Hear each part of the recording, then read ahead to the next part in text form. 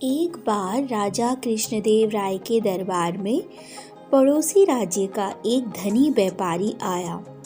महाराज को प्रणाम कर वह बोला, महाराज, आपके राज्य में व्यापार के उद्देश्य से मेरा आगमन हुआ था। जहाँ भी मैं गया वहाँ आपके दरबार के मंत्रियों की बहुत प्रशंसा सुनी, तो मैं आपसे और आपके मंत्रियों से भेंट करने आ गया। आपने ठीक सुना है, हमारे मंत्री कर्मठ और बुद्धिमान हैं। महाराज कृष्णदेव राय बोले, महाराज, आप आज्ञा दे तो मैं आपके मंत्रियों की एक छोटी सी परीक्षा लेना चाहता हूँ। व्यापारी बोला।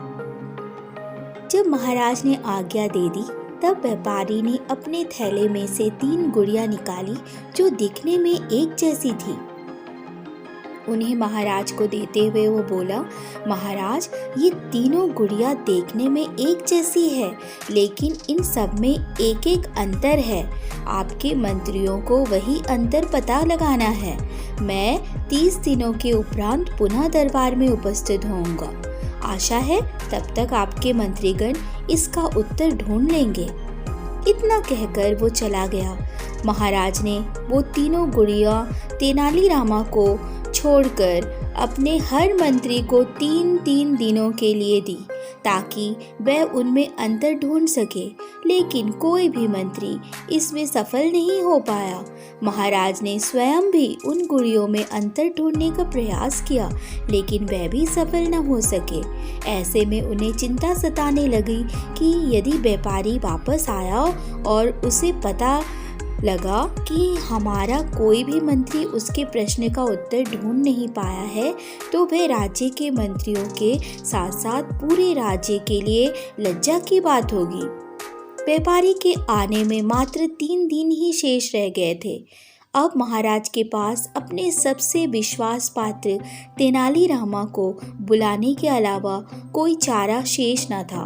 उन्होंने तेनालीरामा को बुलाया और उसे वह तीनों गुड़िया देते हुए बोले, तेनालीरामा, हमें लगा था कि व्यापारी की दी हुई 3 गुड़ियों में अंतर हमारे दरबार के मंत्री ही ढूंढ लेंगे, लेकिन ऐसा हो ना सका।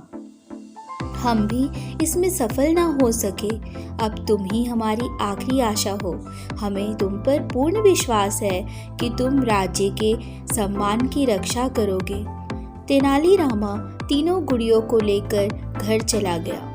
2 दिनों तक बहुत देखने, समझने और सोचने के बाद भी उसे गुड़ियों में कोई अंतर समझ नहीं आया। तीसरे दिन भी वो सोचता रहा और शाम होते तक उसने वो अंतर ढूंढ लिया। रात में वो आराम से सोया और अगले दिन नियत समय पर दरबार पहुंच गया। वहाँ महाराज कृष्णदेव राय और सारे दरबारी उपस्थित थे, साथ ही पड़ोसी राज्य का व्यापारी भी। महाराज बोले, तेनालीरामा, व्यापारी महाशय को तीनों गुड़ियों का अंतर बताओ। तेनालीरामा अपने स्थान से उठ खड़ा हुआ और कहने लगा, महाराज, ये तीनों गुड़िया दिखने में एक जैसी है, लेकिन इन तीनों में एक अंतर है जो इन्हें एक दूसरे से अलग करती है। पहली गुड़िया के एक कान और मुंह में छेद है, दूसरी गुड़िया के दोनों कान में छेद है, तीसरी गुड़िया के बस एक कान में छेद है। बिल्कुल सही बोले तेनालीरामा, लेकिन ये भी बताओ कि इन छेदों का अर्थ क्या है? व्यापारी बोल पड़ा। तेनालीरामा ने सेवक से कहकर 3 पतले तार मंगवाए।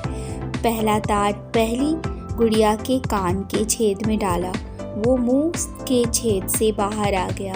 सबको ये दिखाते हुए तेनालीरामा बोले, ये पहली गुड़िया जिसका एक कान और मुंह में छेद है, ऐसे व्यक्ति को दर्शाती है जिसे कोई गुप्त बात बताते तो वो उसे गुप्त न रखकर दूसरों को बता देता है। ऐसे व्यक्ति पर विश्वास नहीं किया जा सकता। फिर उसने दूसरी गुड़िया के कान के छेद में तार डाला। वो तार दूसरे कान के छेद से बाहर निकल आया। वो बोला, ये दूसरी गुड़िया जिसके दोनों कान में छेद है, ऐसे व्यक्ति को दर्शाती है जो किसी भी बात को एक कान से सुनता है और दूसरे कान से निकाल देता है। ऐसा व्यक्ति आपके किसी बात को कोई महत्व नहीं देता। फिर उसने तीसरी गुड़िया के कान में तार डाला, वो तार उसके अंदर ही रहा। ये देखकर तेनालीरामा बोला, ये तीसरी गुड़िया है, ऐसे व्यक्ति को दर्शाती है जो किसी भी गुप्त बात को अपने हृदय में छुपा कर रखता है। ऐसे व्यक्ति पर पूर्ण विश्वास किया जा सकता है। तेनालीरामा का उत्तर सुनकर महाराज और व्यापारी प्रसन्न हो गए। उन्होंने उसकी बुद्धिमानी की दिल खोलकर प्रशंसा की और पुरस्कार भी दिए। तब तेनालीरामा बोले, महाराज, मैं आपको इन तीनों गुड़ियों के चरित्र का एक और वर्णन भी बताता हूँ। पहली गुड़िया ऐसे व्यक्ति को दर्शाती है जो स्वयं ज्ञान प्राप्त कर वो ज्ञान दूसरों में बांटता है। दूसरी गुड़िया ऐसे व्यक्ति को दर्शाती है जो ज्ञान की बात भी कभी ध्यान से नहीं सुनता। तीसरी गुड़िया ऐसे व्यक्ति को दर्शाती है जो स्वयं तो ज्ञान प्राप्त कर लेता है, लेकिन वो ज्ञान अपने भीतर ही छुपा कर रखता है और कभी दूसरों को नहीं बताता। ये वर्णन सुनकर व्यापारी कहता है, तेनालीरामा, तुम्हारे बारे में जितना सुना था तुम उससे भी कहीं अधिक बुद्धिमान हो। व्यापारी महाराज कृष्णदेव राय से विदा लेकर चला जाता है। इस तरह तेनालीरामा के कारण राज्य का सम्मान व्यापारी के सामने बच जाता है। आशा है आपको ये कहानी अच्छी लगी होगी। इसी प्रकार की और कहानियों को देखने के लिए हमारे चैनल को सब्सक्राइब कर लें।